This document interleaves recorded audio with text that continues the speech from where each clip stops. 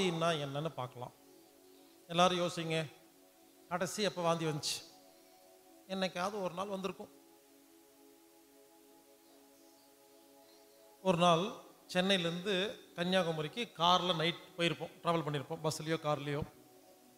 திடீர்னு மாமண்டூர் பக்கத்தில் பஸ் வரும்போது ஒரு ஹோட்டல் நின்றுருக்கும். நைட்டு 12 மணிக்கு பஸ்ஸு 10 நிமிஷம் நிற்கும். எல்லாம் இறங்குங்க சாப்பிடுங்கன்னு சொன்னால் எந்திரிச்சு போய் அப்படியே பார்த்துருப்போம். கொத்து புரோட்டா போட்டு ஒருத்தர் அடிச்சிட்டு இருப்பான், டமால்ட்டு மீன். நமக்கு பார்த்தோன்னா ஆசை வந்திருக்கு. நைட்டு 12 மணிக்கு அப்பா எனக்கு கொத்து புரோட்டா வேணும் அப்படி கேட்டிருப்போம். உங்கள் அப்பா என்ன பண்ணியிருப்பார், சரி வாங்கி கொடுத்துருப்பாரு, ஆசையாக கேட்குதுன்னு சொல்லி குழந்தை. நம்ம என்ன பண்ணியிருப்போம், பழைய எண்ணெயில் நேற்று போட்ட புரோட்டாவை சுட்ட சுட்ட கொத்தி கொடுத்தா, உண்மையிலேங்க உணவை பொறுத்த வரைக்கும் ஒரு ஸ்பெஷல் என்னென்னா, சூடாக கொடுத்தா கெட்ட பொருள் நல்ல பொருளாக தெரியும். எல்லா ஹோட்டலும் அப்படி தான் பண்ணுவாங்க. 7 நாளுக்கு முன்னால் ஃப்ரிட்ஜில் வச்சுருப்பாங்க, எடுத்து வந்து சூடு பண்ணி கொடுப்பாங்க பாருங்கள், அப்போதைக்கு நல்லாயிருக்கும், 10 நிமிஷம் கழித்து வயிற்று வலிக்கும். இப்படி பழைய எண்ணெயில் பழைய புரோட்டாவை நைட்டு 12 மணிக்கு தேவையில்லாமல் ஆசைப்பட்டு கொத்தி சாப்பிட்டா என்னாகும் தெரியுமா? நைட்டுக்கு பஸ்ஸில் வந்துகிட்டே இருப்போம், திடீர்னு என்னாகும், காரில் போயிட்டுருப்போம், திடீர்னு என்னாகும், வாந்தி வர மாதிரி இருக்கும். ஏன்? எல்லோரும் யோசிங்க. நீங்கள் கடைசி எப்போ வாந்தி எடுத்தீங்க? என்னைக்காவது எடுத்திருப்பீங்க. அப்போது நேற்று வாந்தி வரல, முந்தா நேற்று வரல, போன மாதம் வரல, இன்றைக்கும் வந்துச்சு. அப்போது வாந்தின்னா என்ன? இப்போ நான் சொல்கிறது கேட்டுக்குங்க. இதுதான், ஒன்றும் இல்லைங்க. வாந்தின்னா என்னென்னா, வயிற்றுக்குள்ள ஒரு சென்சார் இருக்கு. சென்சார்னா ஒரு டாக்டர், அவர் என்ன பண்ணுவார், நம்ம சாப்பிட்டோம்னா சாப்பிட்ட சாப்பாடு நல்ல சாப்பாடா கெட்ட சாப்பாடா, தேவையா தேவையில்லையா, இப்படி ஜீரணம் பண்ணணுமா வேண்டாமா, விஷமா விஷம் இல்லையான்னு கண்டுபிடிக்கிறதுக்கு வயிற்றுக்குள்ள ஒரு டாக்டர் இருக்கிறாரு. இவர் என்ன பண்ணுவார், நம்ம சாப்பிட்ட உடனே சாப்பாட்டை ஜீரணம் பண்ணுறதுக்கு என்ன சுரக்குது, பெப்சின், ஹைட்ரோக்ளோரிக் ஆசிட், இந்த மாதிரி பல என்சைம் எல்லாம் சுரக்குது இல்லையா, எல்லாம் சுரந்து வேலையை ஆரம்பிச்சிடும். இந்த சென்சார் என்ன பண்ணுவார், அந்த சாப்பாடை ஆராய்ச்சி பண்ணி நல்லதா கெட்டதான்னு கண்டுபிடிச்சி இதை சாப்பிட்லாமா வேண்டாமான்னு கண்டுபிடிச்சி என்ன பண்ணுவார் தெரியுமா, நல்ல சாப்பாடு ஓகேன்னா ஜீரண வேலையை கண்டினியூ பண்ண சொல்லுவார். ஒரு வேளை சாப்பிட்ட சாப்பாடு ஜீரணம் ஒழுங்காக ஆகாத சாப்பாடு, கெட்ட சாப்பாடு, அப்படி அதில் கழிவு பொருள் இருக்குது, பாய்சன் இருக்குன்னு தெரிஞ்சதுன்னா இந்த சென்சார் என்ன பண்ணுவார், உடனே நம்ம பிட்யூட்டரி சுரப்பிருக்கார் இல்லையா டாக்டரு, இவர்கிட்ட இன்ஃபார்ம் பண்ணிடுவார். இவர் என்ன பண்ணுவார், தம்பி நீ பேசாம இரு, நான் பார்த்துக்கிறேன்னு சொல்லி, அது கெட்ட சாப்பாடு கன்ஃபார்ம் ஆயிடுச்சா, உடனே இவர் என்ன பண்ணுவார், நமது உடம்புக்குள்ள ஒரு சுரப்பி இருக்குது, அதுக்கு பேர் என்ன தெரியுமா, வாமிட் கிளாண்ட். தமிழில் சொல்லிட்டா வாந்தி எடுக்கிற சுரப்பிங்க. எல்லாத்துக்கும் ஒரு கிளாண்ட் இருக்குங்க. அந்த வாந்தி எடுக்கிற சுரப்பி என்ன பண்ணு தெரியுமா, வந்து சாப்பாட்டை ஆராய்ச்சி பண்ணும். வாந்தி எடுக்கணுமா, அதுக்கு என்ன வேணும் பார்க்கும். ஆடா குண்டு குண்டா புரோட்டா இருக்கும், இது வாந்தி இருக்கிற சுரப்பி பார்க்கும். ஐயோ இவ்வளோ பெரிய புரோட்டா எப்படி வந்துச்சு, இங்கே இத்தனோண்டு ஓட்டை இருக்குது, இது எப்படி இவ்வளோ பெரிய வந்துச்சுன்னு அது வியப்பாக பார்க்கும். நம்ம அந்த அளவுக்கு முழுங்கி இருப்போம். அது என்ன பண்ணும், அதை உட்காந்து கட் பண்ணும். பாருங்க, சாப்பிடும்போது நாமளே மெல்றதில்லை, வாந்தி எடுக்கிறதுக்கு இது மெல்லுது. குட்டி குட்டியாக கட் பண்ணி ஸ்பீடாக தூக்கி வீசும்போது தொண்டையில் மாட்டக்கூடாது இல்லையா, குட்டி குட்டியாக கட் பண்ணுது. இன்னொரு விஷயம், வாந்தி வரும்போது பாருங்க, நைட்டு 2 புரோட்டா சாப்பிட்டு 2 டம்ளர் தண்ணி குடிச்சிருப்போம். காலையில் 2 புரோட்டாவும் 8 டம்ளர் தண்ணி வருமா, மிச்சிருக்கிற 6 டம்ளர் தண்ணி எங்கிருந்து வந்துச்சு? எப்படின்னா, உடம்புல ஒவ்வொரு செல்லுக்குள்ள தண்ணி இருக்கா, உடம்புல இருக்கிற எல்லா தண்ணி இழுத்து வயிற்றுல ஊத்துங்க. அதை விட முக்கியமான விஷயம், யூரினை எடுத்து வயிற்றுல ஊத்திரும். நீங்க செக் பண்ணி பாருங்க, வாந்தி வர அப்போ யாருக்குமே யூரினே வராது. ஏன் தெரியுமா, தண்ணி நிறைய வேணுமா வயிற்றுக்கு, அப்போ யூரின் தண்ணி எடுத்து வயிற்றுல ஊத்துதுங்க. நமக்கு தான் யூரின் தண்ணின்னு பிரிச்சுட்டு இருக்கிறோம், உடம்பு தான் தண்ணி, அவ்வளோதான். அது என்ன பண்ணும், யூரின் தண்ணி எடுத்து வயிற்று, மூத்திரத்தை எடுத்து வயிற்றுல ஊற்றி லூப்ரிகேஷன் ஆயிலாம் ஊற்றும். ஏன் தெரியுமா, வேகமாக வீசும்போது எங்கேயாவது மாட்டிக்கூடாதுன்னு சொல்லி, தொண்டையெல்லாம் டிஸ்டர்ப் ஆகக்கூடாதுன்னு சொல்லி லூப்ரிகேஷன் ஆயிலாம் ஊற்றி கட் பண்ணி தண்ணி ஊற்றி ரெடி பண்ணி, எங்கே உங்களுக்கு தெரிஞ்சா நீங்கள் வாந்தி எடுக்காமல் விட்டுருவீங்களோன்னு சொல்லி நமக்கே தெரியாமல் அரை மணி நேரம் உள்ள எல்லா வேலையும் செஞ்சு ரெடியாகி, ஓகே ரெடி 1 2 3 வாந்தி வந்துடும். அதுக்கப்புறம் தான் நமக்கே தெரியும் வாந்தி வந்துருச்சு. அப்போ யோசிச்சு பாருங்க, நமக்கு நமது புத்திக்கு தெரியாம உடம்புக்குள்ள ஒரு புத்தி வேலை செய்யுதா இல்லையா? நம்ம உடம்புக்குள்ள நம்மளை காப்பாத்துறதுக்கு ஒருத்தர் இருக்கானா இல்லையா? அவன்தான் டாக்டர், உண்மையான டாக்டர். எல்லாத்தோட உடம்புக்குள்ளே ஒரு டாக்டர் இருக்காரு. அவர் என்ன பண்றாரு? அந்த சாப்பாட்டை தூக்கி வெளியே வீசுறாரா? வெளியே வந்ததுக்கு அப்புறம் நமக்கு ஐயோ நான் வாந்தி எடுத்துட்டேன் அப்புறம் தானே தெரியுது. அது வரைக்கும் ஏன் தெரியல? புரிஞ்சுக்குங்க, எல்லாத்தோட உடம்புக்குள்ளேயும் ஒரு டாக்டர் இருக்கிறாரு. ஆனா நாம் என்ன பண்ணுவோம்? யாருக்காவது வாந்தி வர மாதிரி இருந்தா போதும், நேரா என்ன பண்ணுவோம்? அப்படியே கார் மெடிக்கல் ஷாப்புக்கு போகும். மாத்திரை டாக்டர் மெடிக்கல் ஷாப்பில் போய், சார் வாந்தியை நிறுத்துறதுக்கு ஒரு மாத்திரை கொடுங்க. அவர் ஒரு மருந்து கொடுப்பாரு. என்ன பண்ணுவோம்?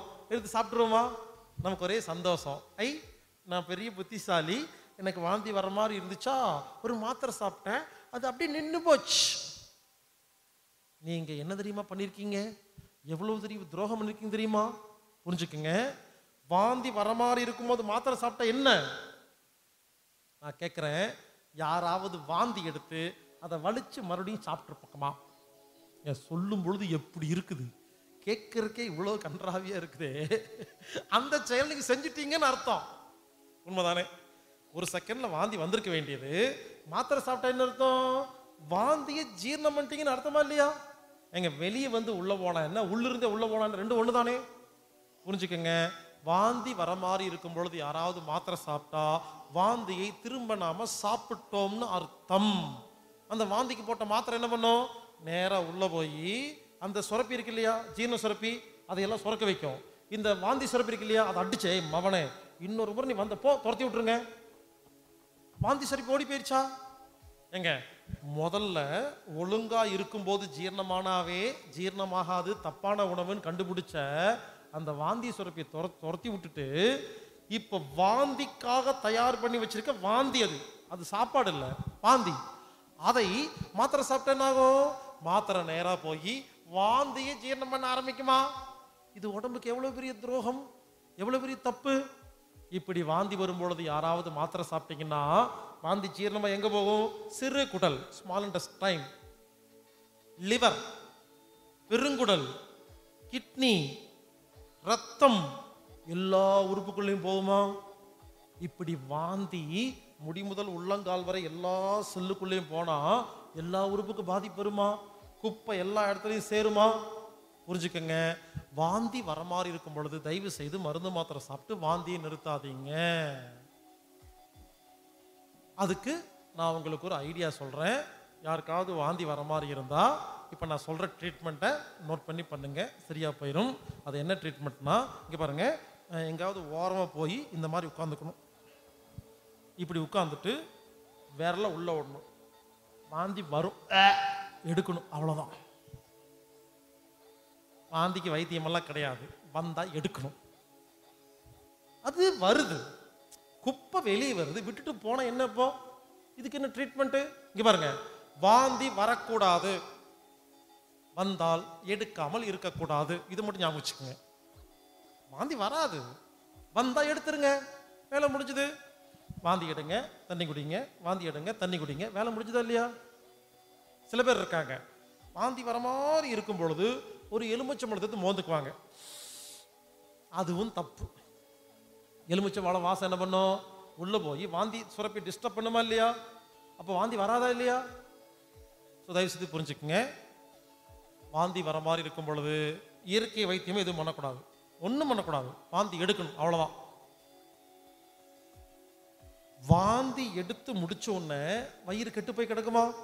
அப்போ வாந்தி எடுத்து முடிச்ச உடனே ஒரு சாதாரண தண்ணியில் எலுமிச்சம்பழத்தை புழிஞ்சு கொஞ்சம் உப்பு போட்டு கலக்கி குடிச்சிடணும். உப்பு வந்து பொடி உப்பு கிடையாது, கல் உப்பு தான் போடணும்.